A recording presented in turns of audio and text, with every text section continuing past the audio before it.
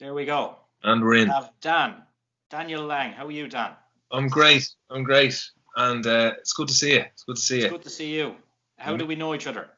We know each other because you managed the spar around the corner from us, and sure, we saw you on the daily. You helped us. What was the pudding? Divley's pudding. You supplied. Divley's white pudding, yeah. Yeah, and you supplied us with plenty of crack, August Kjol, every And time drink. we took around to the spar. Yeah. It sorted us out. How is it there now? I'd say it's no crack there now. It's crackless, Morris. It's crackless without you. I have to say, we miss you. And you're always brought up around there. Louise is always talking about you. Yeah, well, that's not necessarily a good thing anyway, but hopefully she doesn't watch this. She fucking misses you. She misses Yeah. you. But God love her. yeah, I don't know. There's a lot of young heads around there now. Like, I'm getting to know them gradually, but Not like the crack of old, though. it's not like the old days, you know. Yeah. They're great though. I love them. They're always sound and super friendly. So we're lucky. We're lucky to have them. Yeah. So tell us about you anyway, Dan. What do you do? I play drums and I sing a bit. So I do it, well, up until the pandemic, I was playing music full time. Yeah. With an original band and with a number of groups that mainly did the corporate and wedding scene. So that was that's what kept me afloat, to give me time to work on original stuff. Yeah, sure. I seen one of your bands one night out in, was it near Glasnevin, the wedding band? Oh yeah, After Party. After Party, yeah. Yeah, playing disco hits. Disco stuff and something different anyway. Something I wasn't used to seeing you play anyway. Yeah, great crack. It's a band full of me mates, and it's a lot of fun. It's a lot. Are you still in that band as well? Yeah. We did a gig there a couple of weeks ago. There was a wedding that got. Well, it was a wedding that was postponed initially, and then it got, like, it was before the level 3 restrictions came in. So I think there was like 50 allowed at it, and it was deadly crack because everyone there was so happy to have a bit of a shindig to go to, like, so, like, a bit of music as well. Yeah, there wasn't anyone in there that was taking the situation for granted, so everyone was having a good time, and we were having a good time. So yeah, it was great crack. And that's probably the only gig you've done in ages, I'd imagine. Yeah, I did a few others with it, like another group, this drum group, but it's all kind of stopped now at level 5 happening. Yeah. Is that the Hit Machine? Yeah, actually, no, we did one, Jesus, last week. It was for a wedding of 20 people. Yeah. Great as well. See, at the minute, like, nobody, everyone is just happy to have something to do. So any wedding that I've done since all of this kicked off has just been great vibes all around. So, well, me and Rachel got married in July. Did you? Yeah. Did you not see it on the old Bookface or anything like that? No. I'm hardly on Bookface. I'm mainly on Gram Insta these days. Yeah, but we done a small wedding. Like, there was only 25 of us there. I think it was 25 at the time was allowed. But we still have the wedding proper booked in for next year, because, like, none of our friends could go, so it was all a kind of a family thing. Yeah. Okay. So next year the plan is to have the party. Deadly. Well, I hope that happens sooner rather than later. Well, that's next August, but the way things are, like, I was a friend of mine, they're meant to have the Flacciol up in Mullingar this year, and that was cancelled, and it was rescheduled till next August, and that's been cancelled as well, so that's not good. Oh Jesus, yeah. Yeah. It's shocking. It's just, I guess, it's not knowing. That's the hard thing. I guess I knew that things were absolutely going to kick off, even something like next September, I'd be like, well, at least now I know. But just the fact that it's so up in the air, that's what makes it difficult, I guess. Yeah. So the fact that you haven't been doing music then, so what have you been up to lately? Signed up for an L welding course there a few weeks ago, and it's something that I've been meaning to get into. Yeah. For years. I dabbled a bit in it in college and liked it, and I never really got around to picking it up again until now, because gigging is just kind of led to a bit of an unpredictable schedule, so I couldn't really fit it in anywhere. But now that I have the time, I'm doing that, so it's Monday to Friday job. Yeah, that's great. It's different for you anyway. If I ever, I love it. I'm loving it. there's like 14 of us, and there's a couple of like everyone in there is sound. Some Good gas crack. characters. Yeah, some gas characters. I mean, you're on your own for the most part. Like you're literally in your own booth, and you're working on your little test pieces or whatever. But, I'm into it. Yeah, it's so I'm just loving the routine, and it's something totally different. So Yeah. I'll take it. That's good. You know what I mean? How are you getting on? What's the crack like? I'm just working away, still in retail. Right. Just kind of getting into this whole online thing. You're the number one first guest anyway. How do we top you? Listen, it won't happen, but you're lucky you can try. Oh. Yeah. Wait. The ratings for everyone else will be poor. Oh yeah. Yeah. Oh God. What's the crack then? You've got a few other guests lined up as well, I saw. Yeah, I have a few good guests lined up. Yeah. So yourself, Owen Colgan, you know. Yeah, geez, yeah, of course. Yeah. Cowboy as well from the Hardy Books. The DJ from Limp Bizkit, not Lethal, but the guy who stood in for Lethal for 2 years there. He's coming on. Delish. Yeah. Girl that was an actor in Chucky, Child's Play 2. She's coming on. So I pushed the boat out and try to use my sources as best I can. Good man yourself. Just to keep myself active, because there's no gigs. Like, I miss just not even running my own, but just going to see a band. Like, that is something that I miss dearly with all this shit going on. Yeah, I can't wait. I can't wait for that gig, that first gig back. The week before this, it happened in March. Like, I had a gig down it was a private function down here, and it was 300 plus people at it. So it was a great night. Yeah. But then a week later, everything is gone. But it's mad to think that we had like 300 people there that night. No, yeah. You know what I mean? And then the next week, everything is gone. Even watching films and programs that were shot before all of this, and you see people like hugging and shaking hands, it actually kind of like, when it happens, I kind of have to be like, oh yeah, no, that was a thing. You know, like you be thinking about it, like it's becoming alien to me now. Like, even so, I like watching the soccer now, and I'm watching the soccer, and now I'm just used to no one being there, just empty stands. Yeah. It doesn't even bother me anymore. At the start, I was like, oh, that's going to be shit. Yeah. And then they were putting in fake crowd noise, and I said, oh, that'll be shit as well. But it's actually grand now. I've kind of forgotten about everything.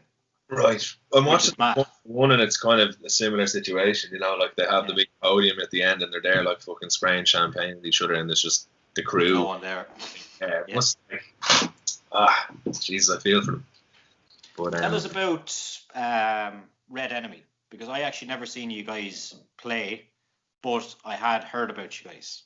Red Enemy was a band that myself, Doc, and Kev. So obviously you wouldn't know Kev, so you know Doc. So you do know Doc. Yeah. So Doc, Scratch, and so the three of us went to school together, and we started a band called Steel Lined, and and we basically just wanted to be Metallica. They were like, all that jazz, and then one thing led to another. We started, it kind of evolved into what became Red Enemy, which was like a 5-piece outfit that we pursued for about, it goes to 10 years, like from when we left school up until about 2014, 2015, and it was a metal band, like a metalcore band, like heavy low tune guitars, and we like recorded 2-3 EPs to an album. We had a chance to we signed to this label called Scare Records in LA, and that was like, I mean, just the chance to fly over, record an album in LA, and tour. Did you tour over there as well? Yeah, we did a 2.5 week run down the west coast and then the south, and we were basically just living out of a van and in Walmart car parks and stuff like that. Same as Mike Got Spiked, you know those guys. Yeah. They done the same kind of crack over there as well. They did it for about fucking 2 years or something, didn't they? Oh yeah, they were hardcore, like, and they made some great videos along the way as well. Did they?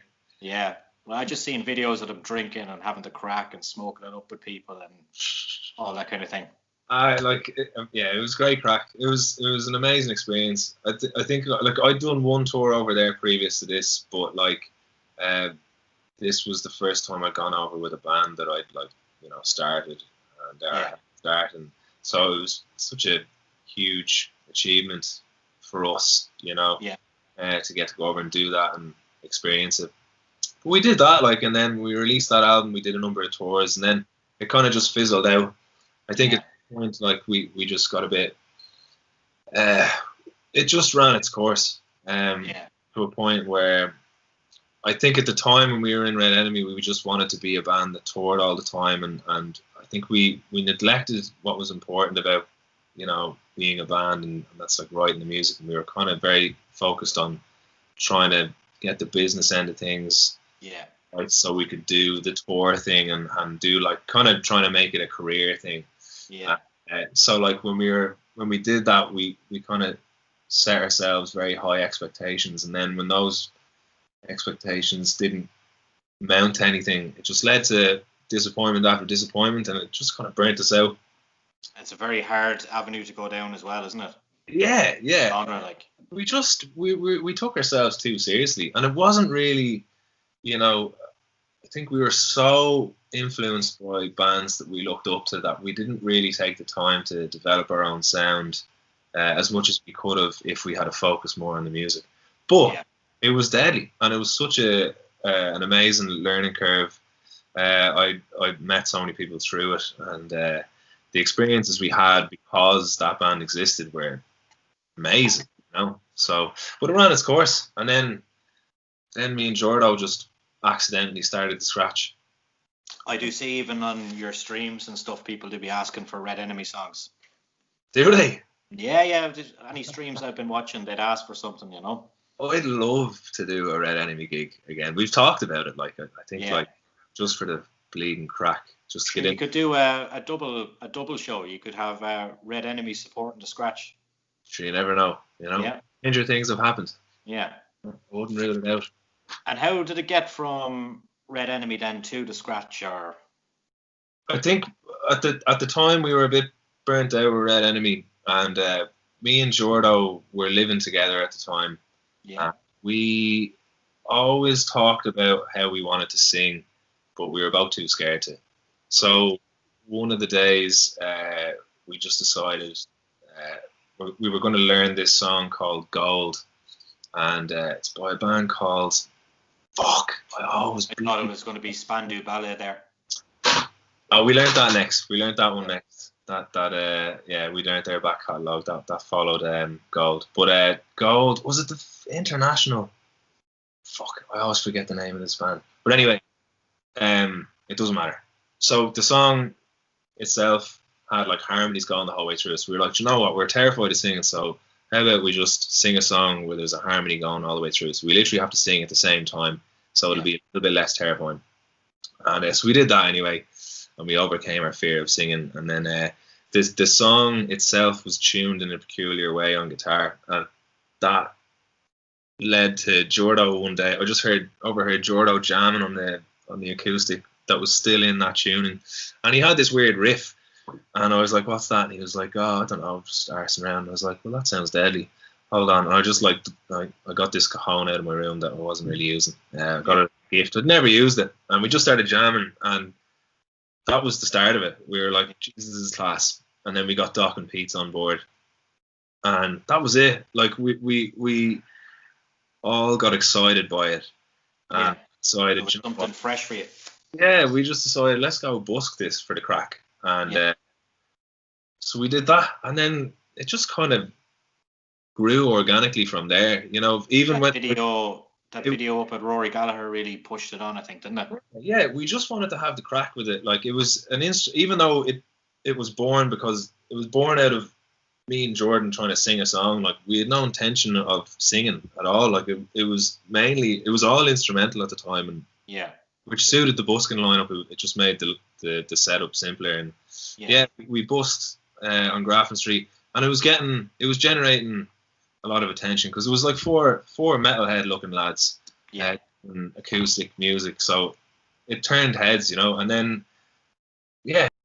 kept doing that, and then I wanted to go to Rory Gallagher Festival, and so I asked Jordo, did he want to come? And then we just had the idea, well, how about we all go up and busk, and then we can kind of use that to pay for the weekend.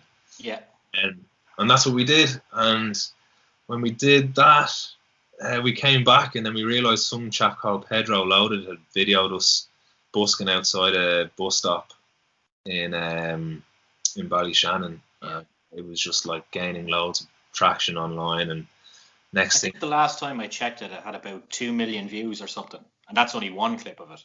Yeah, so like one clip got like we got back and it was like on 100,000 views or something like that, and we were like, geez, what? You know, and then it just kept creeping up, and then eventually Joe.ie uploaded it. Yeah. And then it just blew up, and then we were getting emails out the wazoo, like, you know, people wanting to book us, and like people getting in touch about fucking endorsements and you know, the likes, and it was just a bit like, what's going on, you know? And so then Whelan's got in touch and they asked us, would we do a free gig and they'll give us a fee, and they said like $1 to anyone who wants to come in, and we initially were going to say no. We were like, oh, no, we're not ready for that. Like, we've just been literally busking out these shitty little busking amps, and we had no idea of how we were going to do it. I guess, translate that onto a stage setup, you know. But we decided to do it anyway for the crack, and the place was packed. Yeah, I think that one's on YouTube as well, isn't it? I think there's footage of it, yeah. So then from there we were like, all right, well, this is obviously, people are getting as excited about this as we are, you know, so let's start fucking pushing it a bit then. And then around that time we started singing on songs, and we'd recorded a few tunes with our mate out in Cleek Studios, and we released those, and then they just gained even more traction. And it's just been this kind of like just progression, you know, in terms of popularity since then. We've just decided to just piss out music whenever we get the chance to record it, and it just grows and grows and grows, and that's kind of where it's gone now. It's now at a point now, like we never expected it to get to this point, and I guess this year we were set to do a lot. Like, we had a lot of tours, and you were supposed to go to England as well, weren't you? Yeah, we had a couple of festivals lined up abroad. I seen that. There's a mad one over in the Czech Republic. Yeah, Green Day and a few other big fucking huge bands, like. Yeah, man. Like, and then we were due to we were going to do Download Festival. We had 2 days of Download, like the early bird stage, and then like an early Sunstroke as well, which is a shame. We were going to fly back from Download and then go straight to Sunstroke. Deadly. We're playing the same day as Deftones as well, which was obviously class. Yeah. And check them out. So like, we just had this amazing summer lined up, and then it all fell to shite. But yeah, so we'll pick it back up. Whenever. But I seen like one of those festivals, that one Czech Republic, you're booked in for next year again, I think. Yeah. Well, hopefully, please God, it goes ahead. Yeah, I'd love. Yeah, I think it's weird. It's such a random one. I just seen the lads are in the Czech Republic. That's fucking weird. Rock Palast. I think our manager managed to swindle that. He was doing sound and tour managing a band before us called Otherkin, and I think they played it a year ago, and he said, lads, this fucking festival is serious crack. So he said, I think he kind of got in touch, or I think he made it happen anyway, and we were like, if they're up for it, let's fucking do it. Like, yeah. But it's weird. Like, this is my first summer with 0 festivals, so it's a strange one. Like, I don't know if I can do 2 in a row now, but sure, look, we'll see. Yeah, sure. There was meant to be loads of gigs here this summer because obviously Sunstroke, Rammstein were meant to play, Guns N' Roses. Who else was there? Iron Maiden. So many. Was that the Guns N' Roses original lineup as well? I don't know. I don't even know. I don't even know anymore. I know people were waiting for refunds for a long time anyway. I think, I don't know if it already happened, but as far as I know, because I don't follow Guns N' Roses, but I heard, like, I don't know, I feel like I heard that they were, like, reuniting, like, the original lineup. All right. I don't even know. Jesus, like, I never thought that would be a thing, but apparently it was. So, There you go. Anyway. Yeah. So, the music videos. You seem to be the star of the show. The star of the show? Yeah. How does that happen? I think it's a combination of, convenience and lack of budget. I think. Yeah. What started it? You know, Doc is our videographer. Like, he has been. He's shot. I think he's actually done all of the videos. Yeah, they're all really good as well. And yeah, man, we're fucking lucky to have the chap, because he basically shoots and edits our videos. And I think, the reason why it stars us all the time, or me or Jordo or whatever, is just because it's like, it's cheaper. Yeah, and it's easier. Like, it just saves on cash. We'll have to ball us on camera. Doc will make it look class. Now we have a visual to go with the music, and then we just put it on. I think we had plans to kind of expand on that, like, instead of like, because we were doing it for every video. Our ethos for the band was just like, don't overthink anything and just kind of go on the first idea that comes to you. But we were getting to the point just before the lockdown happened where we were like, no, let's kind of knuckle down here and plan out, do proper treatments for videos, and see how far we can take it. And so there might be another one on the way soon, hopefully. Well, like, so at the time our budget was growing because we were just gigging a lot and we were saving a lot of our cash. We were reinvesting a lot of it back into the band, and so we had more money to play with. But now we're in a situation where we're going to have to build that back up. But it's definitely something that we want to do for sure. We want to really just take it to the next level. But it's like we all have a bit of a, like, we all have a unique personality, so we're just kind of playing to our strengths, like if somebody has an idea and it involves them in the video, we just kind of run with it, Yeah. When you were talking there about money and budgets and all that kind of thing, it was really good that the stream you done, and then you donated the money to Direct Provision, and I seen you talk a good bit about it on the stream itself, like, and what does it mean to you, or I think you seem to be passionate about it. I think we, it was such a, I don't know, it just came out of nowhere, and it definitely just hit us all, in a way where we just felt like we should try and use the platform that we have to generate a bit of cash. Yeah. And just try and contribute, try and actually do something. And that was it. It just came from, like, reading and watching all of the footage online, and it just really, like, affected. The pandemic kind of hit that home as well, though, didn't it? As well. Yeah, just it was like an emotionally charged period. Anyway, and then when that civil rights movement erupted, we wanted to just be a part of something that could, contribute to the movement itself. Yeah. And that was it. So we just, like, we just decided on the day before the stream or whatever, like, we were just like, here, we see if we can raise a lot of cash and just send it over to Massey. And everyone, it was just a unanimous yes. And so that was it.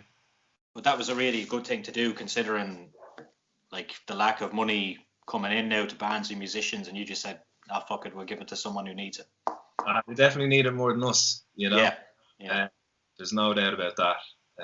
So it felt good to do. We were happy to do it. Yeah. I think at the time it was such a hot topic. It was so raw at the time that it actually would have it felt weird to us to actually not tribute to it. Like, if we were to just ask people to donate money to us and we were to just take it, at the time that just felt a bit weird to us. So we were like, let's just give the money. It's massive, and that was it. Yeah, a good deed. Listen. Yeah. Glad to have done it. Any more streams coming up, or have you any plans to do any of those, or are you sick of doing them? It's not the same, really, is it? It's not, man. It's just like, we had plans to do a stream with I don't know if we were watching any of the Courage shows. They were done through Other Voices, I believe. There's a production company called Tiny Arc. Yeah.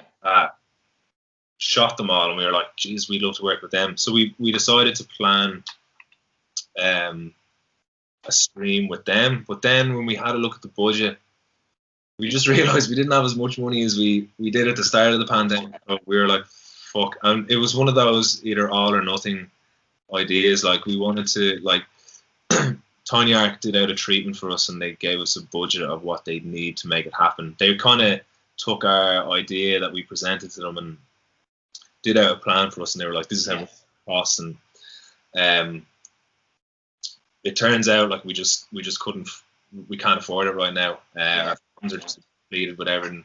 But it was one of those things where it was like we could slash the budget and do something smaller scale, but we were just like, no, like if we're gonna do another stream, we'd like to just really up the ante. So it was a question of, it was just an all or nothing situation. So we decided to bow out for now. Yeah. The quality on the last stream was really good as well. Yeah. Like, so our housemate Keane, do you know Keane? I've seen him a few times. Yeah. I wouldn't know him well now. Yeah. So he's brilliant. Yeah, he's the stream god. I could have done with him earlier. Yeah. He sorted right out. Like he's great with sound, and he's also computer whiz. So he kind of set it all up for us. Like, we got a loan of a desk off Otherkin through our manager, and so we had a full-on like venue desk in our. Yeah. And then we got a number of cameras. Like, Doc got a number of cameras, and we did the same for the second stream. Sorry, which was in the Grand Social. Yeah. But yeah, Ian and Doc orchestrated that. So yeah, they you know, yeah, they're we're lucky to have them, man. By Jesus. Yeah. We're lucky to have a sound engineer / videographer living in our gaff with us. You know, that's great. Works out handy. Yeah. I seen your cover for Van Morrison as well. Sweet thing. Yeah. That was good as well. Yeah, Jordo put that together. Yeah. He'd be the biggest Van Morrison fan of the bunch of us, you know. And we got approached by Hot Press to do a cover, and we were given a number of options, and he took Sweet Thing and kind of just ran with it, and then sent us over a demo, and we were like, yeah, that sounds absolutely class. Yeah. So, that was all him. We just learnt what he wrote essentially, or how he rehashed it, and yeah, we just scrolling through the comments on it there the other day. They're all fairly positive anyway. Yeah, delighted. Yeah, because it's quite a it certainly doesn't sound the same as the original, so you're kind of at risk of fucking slaughtered by the purists or whatever, but everyone seemed happy out with it, and it's a song that we definitely want to play live now. That I'm glad we did it, because I love how it turned out, and I can't wait to can't wait to play it live. You know, it's added into the tunes, the list of tunes we have, you know, in the old bank. I'm just raging I didn't see you more live now, because with my 1-year-old, like, he just listens to you all day, every day. I know, I see the video. I do send you videos, but like, this is all day, every day. It's mad. I'm delighted. He likes you and Ghost. Ghost? Yeah, I don't even like Ghost. Wow. But it came on as a kind of an autoplay one day. Mm. After a few videos, and Ghost came on, and he was just sitting up, and now I have to put on as a Dance Macambre. You know that song? I don't know Ghost at all. Yeah. It's not there was a period there where I just saw their merch absolutely everywhere. You know. Yeah. They were the it band for a while. I seen them at Metallica there, but I didn't think much really. Okay. They're a bit of a love or hate band, it seems, and that's right where you want to be. You don't really want to be in that, you know, in the middle. You don't want to be a band people think is all right. You want to be a band that people either love or hate. You know, and that seems to be where they're at. And yeah, Jesus, props to them. Like, they're like, there's nobody else doing it like them, as far as I know. I don't know. I seen them at Metallica. It was all right, but like at Slane last year, the sound for the opening bands was just turned down to the very bottom. And then as soon as, like, I couldn't hear them really from where I was. Then as soon as Metallica came on, just fucking place was blasted over. Remember, yeah. I wasn't at that particular gig, but I went to see Metallica in 2003. Were you at that, by any chance? Was that, who played support? Was that the Slipknot one? That was the following year. The first year, 2003, was like, I think it was it was The Darkness and Linkin Park. And yeah. An awful hard time. No, I wasn't at that one. Linkin Park had a hard time, I'd say, did they? Jesus, yeah, like people just idiots throwing bottles.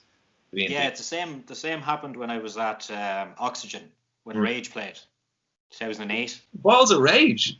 Yeah, no, Rage Against the Machine. Well, all right, at Oxygen. Yeah, 2008. And people threw bottles at Rage Against. No. People threw bottles at the Kaiser Chiefs before them. Oh, right, jeez. And the guy was going mental. Whatever the singer's name is, he goes, "If you want to see Rage Against the Machine, get the fuck out of here and come back in an hour." He was going crazy. Them. And that doesn't normally really happen even over here. Like, I didn't even think there was so many Rage fans there. Yeah. There you go. I missed that gig. I fucking slept through it.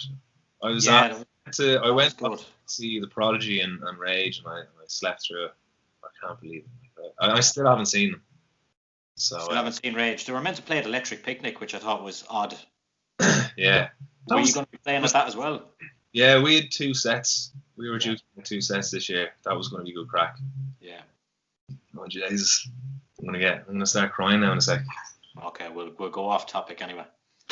I know, but like it's a band that I've yet to see, and yeah, it's one of my on the list. Yeah. Right, sure. We'll call this a day then, Dan. Thanks very much. Not at all. What are you drinking there? Oh, Monster Energy, the Doctor.